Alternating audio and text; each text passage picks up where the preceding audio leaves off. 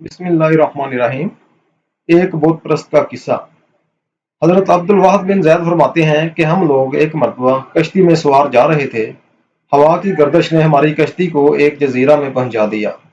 हमने वहां एक आदमी को देखा कि एक बुत को पूज रहा है। हमने उससे पूछा कि तू किसकी परस्तश करता है। उसने उस बुत की तरफ इशारा किया। हमने कहा, तेरा मबूद खुद तेरा बनाया हुआ है, और जो अपने हाथ से बनाया हुआ हो वो पूजने के लायक नहीं है।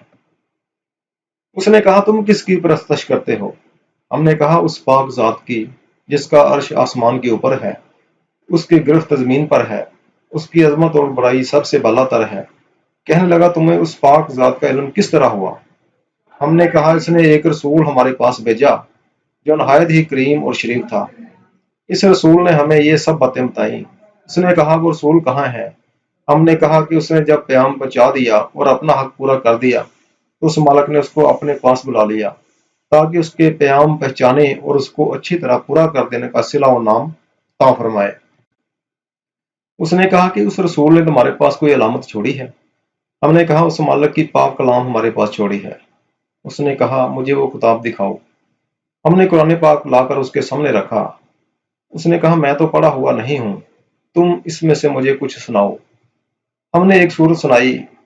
वो सुनते हुए रोता रहा यहां तक कि वो सूरत पूरी हो गई। उसने कहा, इस पाक कलाम वाले का हक यही है कि उसकी नाफरमानी ना की जाए। उसके बाद वो मुसलमान हो गया। हमने उसको इस्लाम के अरकान और अहकाम बताए और चंद सूरतें कुरान पाक की सिखाई। जब रात हुई, इशा की नमाज पढ़कर हम सोने लगे तो उसने पूछा कि तुम्हारा मबूद भी रात को सोता है। हमने कहा, वो पाक ज़ात हय्यो कय्यूम है, वो ना सोता है ना उसको ऊँघ आती है। वो कहने लगा, तुम किस कदर नालायक बंदे हो कि आका तो जागता रहे और तुम सो जाओ। हमें उसकी बात से बड़ी हैरत हुई।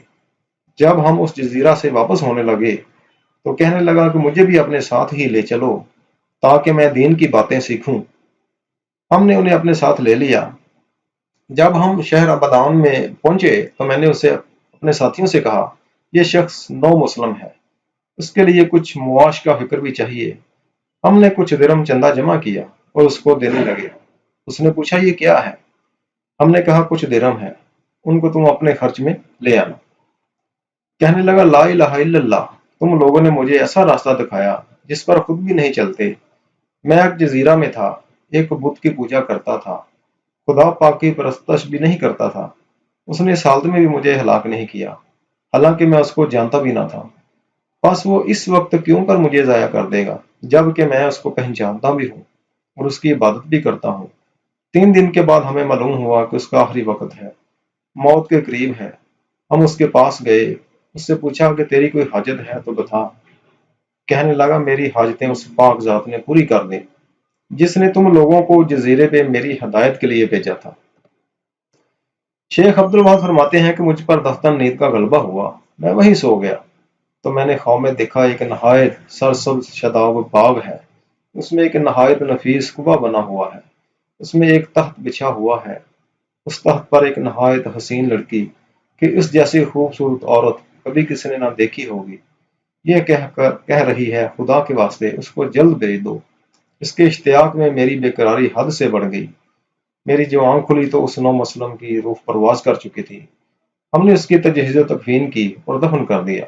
जब रात हुई तो मैंने वही बाग और कुबा और तख्त पर वो लड़की उसके पास देखी, और वो एक आयत शरीफ पढ़ रहा था जिसका तर्जुमा ये है, और फरिश्ते उनके पास हर दरवाजा से आते होंगे और उनको सलाम करते होंगे, जो हर किस्म की आफत से सलामती का मजदा है, और ये उस वजह से कि तुमने सब्र किया था और दीन पर मजबूत जमे रहे।